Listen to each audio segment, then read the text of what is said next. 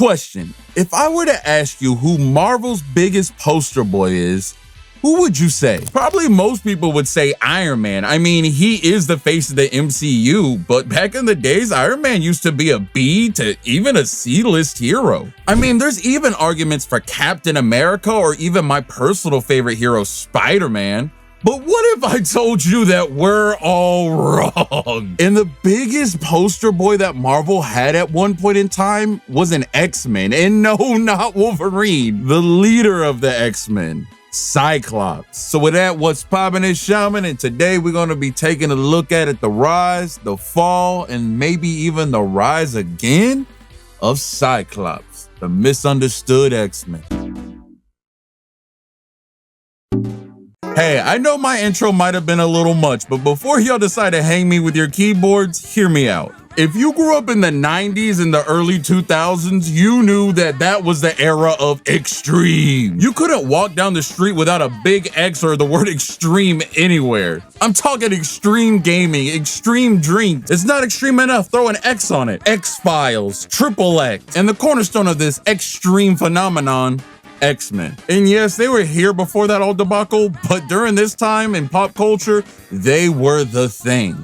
And it's no wonder when the team was at its most popularity that Cyclops would be the poster boy for Marvel. And if you're not understanding how big of a cultural impact that the X-Men and Cyclops himself had, you have to understand that when they would do crossovers or big promotional material, it wasn't Spider-Man at the forefront, it wasn't Iron Man at the forefront, it was Cyclops giving the "What's up G dap" to Ryu. Get that we only get the Marvel vs. Capcom series because we had the X-Men versus the Street Fighter game first.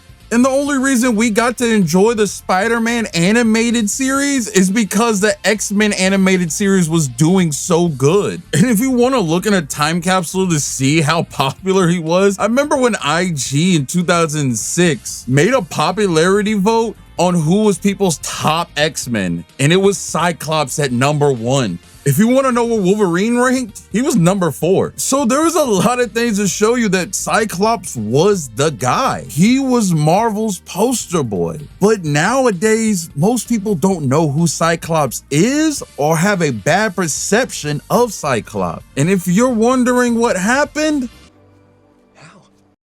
so yeah, the X-Men movies are a thing, and I'm not about to slander them. They did give us Hugh Jackman Wolverine, thank you God, and they fleshed out a whole bunch of other characters and ruined other beloved characters and did the equivalent to Cyclops as taking Old Yeller out back. I mean, literally, they killed this man off screen. There's no respect for my boy. I mean, they did great on some of these characters, Xavier, Magneto, Wolverine, but they turned Cyclops into a straight man cuck, being a shadow of his other iterations in the shows and comic books. We don't see a battle-tested, stoic leader of the X-Men who's down for anything and has plenty of charm and planning for any situation. We just see a whiny wimp who gets pushed around by Wolverine, which does not happen in the comic books. If anything, Wolverine has immense respect for Cyclops and knows that Cyclops can melt him down. So seeing this betrayal of this character rubbed a lot of people whose first interpretation of him the wrong way. It made comic book fans kind of hard to fight for him, because that Cyclops in the movies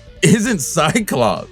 And Cyclops' popularity wasn't waning just because of the movies. He also was facing troubles at the home front, as when Disney acquired Marvel and all its IPs, as we know, a lot of the movies are still held by other peoples, even though they have now slowly started coming back to Disney, other than Spider-Man, which Sony is not letting go of that at all. And because they couldn't use the X-Men at that time, they decided comic book wise, hey, these Inhuman guys are kind of like X-Men. They seem pretty interesting. I mean, we don't want Fox to keep making money off of us and us promoting their series, so let's go full send on the Inhumans. I mean, Kamala Khan, she's Inhuman now, and we're gonna make an Inhumans movie that ends up not working, and so we just make it into a TV show, and we all know how that worked out. So yeah, Disney acquired Fox real quick and got them X-Men right back at home. We're changing Kamala into a mutant now, and with the Deadpool and Wolverine movie around the corner, the X-Men that'll most likely be the thing that gets the DCEU back on track. But the damage that both companies have done to Cyclops is something that they're really gonna have to work on. Something that I find interesting during the fall of Cyclops' popularity in the mainstream was waning. The duality in the mirror of that popularity falling was totally different in the comic book, or almost a ripple effect, as Cyclops is pretty much like, hey, if you're not gonna love me as a hero, you're gonna respect me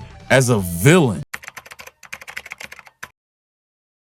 A character tired of being a child soldier between a war of two old men, the constant attacks on the X-Mansion by either the US or people that hate him, the constant racism that him and his fellow mutants face on a daily basis, saving a world that doesn't want them to save him, even going as far as saying, when the Avengers save the day, they're heroes. When the X-Men do it, we're outlaws. And coming to this realization, Cyclops and the X-Men fight against the Avengers, with Wolverine being on the Avengers side, because this whole fight is starting because of the Phoenix Force returning. And when it does, instead of picking one host, it actually picks 5, with Cyclops being one of the most powerful beings in the Marvel universe at this point. And the Avengers' last-ditch effort to try to stop him was to get Charles Xavier to, which led to one of the most craziest moments in all of comics that had people honestly talking about it for months, when Cyclops broke the chain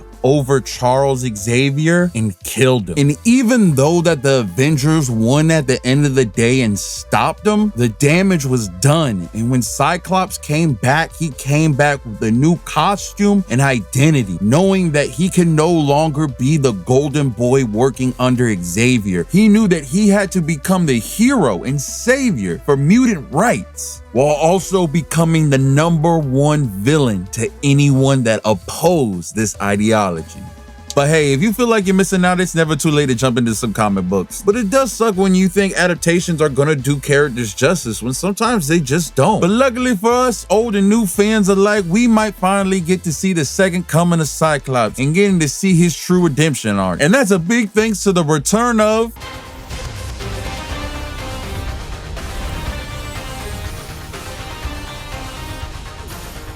Yeah, so with the return of the X-Men 97 show, the nostalgia and love for these characters has resurfaced, with Cyclops getting the most love and becoming people's fan favorite, because this show shows off why people have been loving Cyclops. I mean, honestly, imagine the 3 poster boys I was talking about earlier. Grab some Captain America, a little bit of Iron Man, and a little bit of Spider-Man charm, and you got Cyclops. He's charming, charismatic, a great leader, a tactician, as he can motivate a team, have a smart quip, and has a really unique way of using his powers. Like, this is a man that can't easily be touched because he plans so far ahead. He has plans 1 through 100, and usually around plan 12, things are already done and worked out. I mean, this man even has a plan for in case a kaiju attack. Like, my boy's like, hey, I just watched Godzilla, and we got a plan for this just in case. And understand, he is not a Gary Stu like how Marvel's been doing lately with some of its characters. This is a character that is very grounded,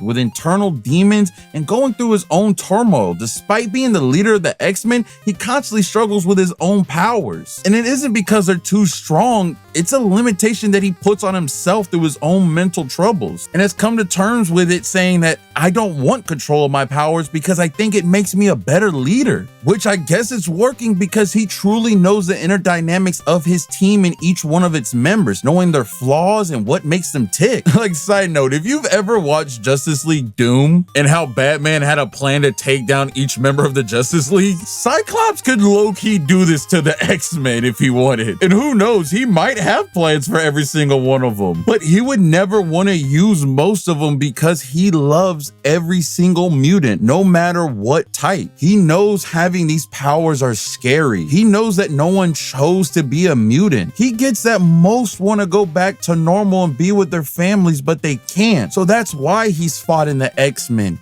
and he's fought against Magneto and why he's done so many things, even leading up to making a utopia for mutants. It's because he truly cares about every single one of them. And I know I'm not alone in this. There's a lot of other videos you should check out that people talk about Cyclops about, but I just wanted to throw my 2 cents on the topic because I think that Cyclops is an amazing character. I love the X-Men. I love their message and what they stand for and all their storyline. I think Cyclops is a one-of-a-kind character that can't easily be replicated.